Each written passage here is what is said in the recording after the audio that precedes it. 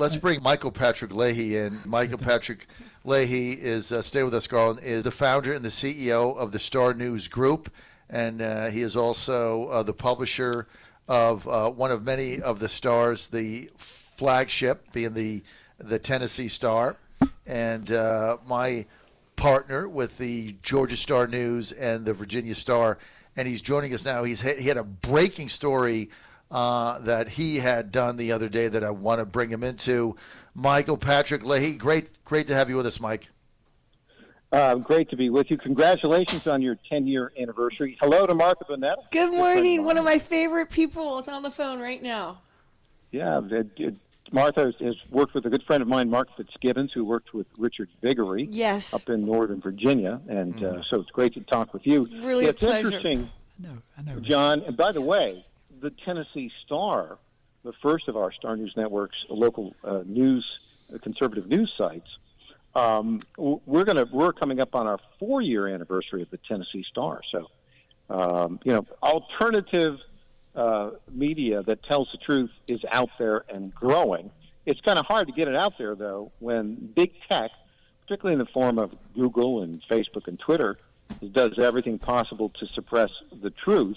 We have a lead story, by the way, at the Georgia Star News about the CNN actually misreporting the reporting that we've done on the Georgia Star News about the failure of state election officials in Georgia and county officials in the 159 counties to provide a complete accounting of the chain of custody of the absentee ballot placed in drop boxes, their transfer to the registrars during the November 3rd election. So far today, there were about 600,000 of the 5 million votes cast on November 3rd that were deposited in drop boxes. According to the emergency election rule, there's supposed to be a ballot transfer form that tracks every one of those as they've been dropped off in the drop boxes and then given to the registrar. As we speak today, right now, only 28 counties have produced those ballot transfer forms, and only 140,000 of the 600,000 have been accounted for. There's about 460,000 haven't been. More than 76% of the absentee ballots placed in drop boxes in the November 3rd elections do not have a chain of custody. It's unbelievable. And then Michael Patrick Leahy with us, the CEO of the Star Group, Star Publishing Group, and my partner in the Virginia Star and GeorgiaStarNews.com. Hey, by the way, Mike, you're a great business partner. Just want to throw that out there. And also, he's also great at... He's a great business partner. He's done some great stories, too. I wanted to thank you also for you've done quite a few stories with Corinne and the Tennessee Star, the Virginia Star, every Georgia Star. So wonderful. Corinne's a beast, isn't she? Yeah, she is. Yeah, Corinne is a great reporter. She's a Hillsdale graduate, and you can tell it by the quality of her reporting. Exactly. So we've also added Peter DeBrusca down there, Tiffany Campbell doing great work, Chris Butler, Jason Reynolds. We're the only news outlet, actually, in Georgia that's accurately reporting the details of the unlawful nature of the election process, both on November 3rd and coming up for tomorrow's election. And we're going to see for that. We're going to see Peter tomorrow, right? We think so. If all goes well, yeah, good. He should be all down right. there with you. Excellent. Look, Mike, I want to get you to comment here. What just happened to Garland Favorito again? To me, this is unbelievable. Right, so he's got a hearing today at 11 a.m. in front of a judge in Atlanta to make the case to do a forensic analysis of the mail-in ballots. Why on earth would Fulton County want to stop that? So they fight it by getting a judge transfer and getting it out of that court and going to another court so they can run the clock out. If the ballots are legal, if there's no fraud in the ballots, what are they afraid of, Michael? I think, we did a piece at the Georgia Star News over the weekend about major flaws in the so-called, quote, audit of the signatures on absentee ballots in Cobb County that was conducted by the Georgia Secretary of State. It wasn't an audit because we looked at electionaudit.org. That's a group that includes Common Cause and folks like that. And they laid out criteria for what's a good audit. One of them was transparency. Another one, a separation of powers. That is, have an independent audit. None of that's happened, by the way, in what the Georgia Secretary of State has done. The biggest problem that people in the United States and in Georgia have with these elections is the lack of transparency. And that situation where the judicial system is thwarting transparency in the election, what it does, John, is it undermines the legitimacy of the election results. And we're in the process right now of having a situation where it could be the case that if Joe Biden were to be inaugurated on January 20th, he would be an illegitimate president for those very reasons. That's why I broke a story at Breitbart that you saw. President Trump joined a call Saturday with about 300 state legislatures. It was sponsored by Got Freedom on the web at gotfreedom.org. It's 501c4, urging state legislators, and they could do that in Georgia, haven't quite done it yet, to review the evidence and consider decertifying unlawful election results. Right. And you've covered that extensively. I think you're going to have Senator Beach on in just a minute to talk about some of those efforts there. But that's really what has to happen to give Vice President Pence, when he presides over this joint session of Congress on Wednesday, what he needs to follow up on these decertification requests. The state legislatures, which can convene independently, they need to basically send him a letter and say, hey, look, these elections were not conducted lawfully. As a result, we are either going to decertify the elections or select a different slate. That's a question you might ask Senator Beach. What's going to happen in Georgia? Is that going to happen? Well, I think it's going to depend on the evidence that comes out on the 6th. That's why the 6th is so critical.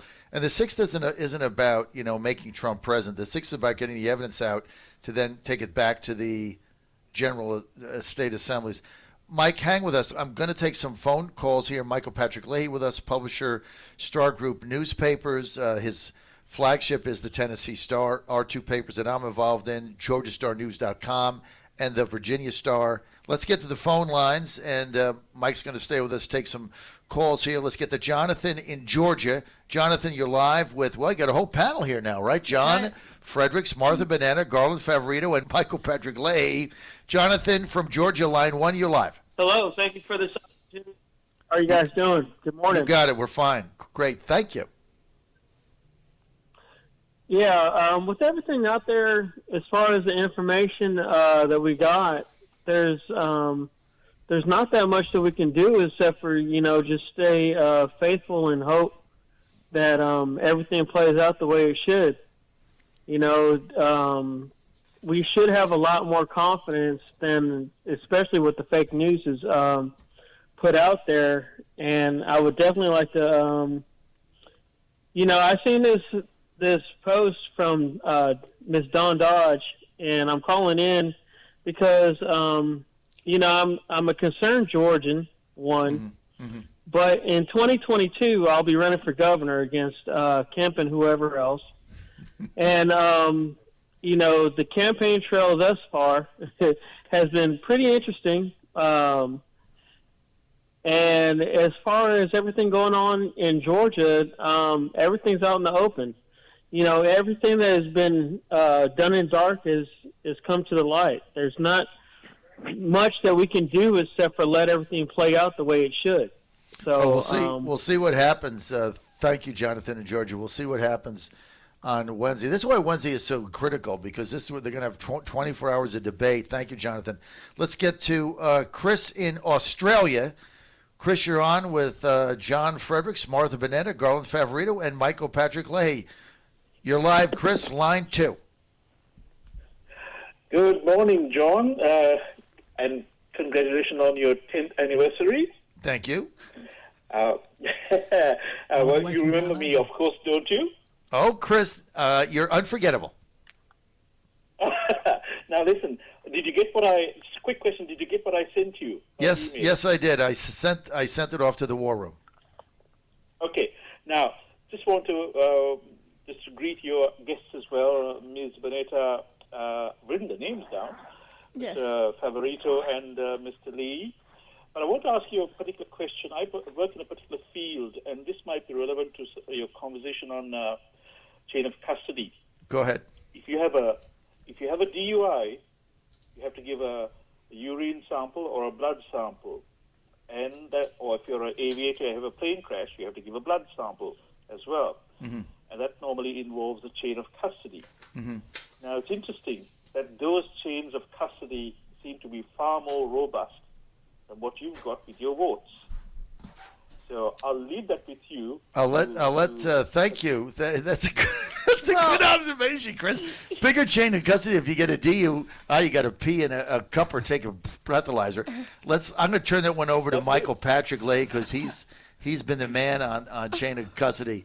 Michael, go ahead and answer Chris. Yeah. So actually, it has to do with I would say the unlawful emergency rule established by the State Election Board of Georgia on July 1st, where they specified that there would be drop boxes, again, not approved by the state legislature, therefore unlawful, but also said in that they required in that emergency rule that every county use ballot transfer forms to track and keep and maintain those forms that showed the number of ballots picked up at a certain time in the drop box. There were 300 around the state. There were, like about 30 in DeKalb County, 40 in Fulton County. And then they were supposed to keep that form, and then when they were delivered to the registrar, there was supposed to be a signature delivering those. This was the rule that the State Election Board put in place. It hasn't been followed in the sense that we know of, because we only have 23.4% of those ballot transfer forms in our possession 2 months after the election. Unbelievable. That is a huge problem. Is that huge unbelievable? It's unreal. I mean, Garland, 23% of the chain of custody documents that are required by law, even under the phony law that was not by law, by emergency rule. By emergency rule, under the consent decree, with these, and only 23% have any chain of custody.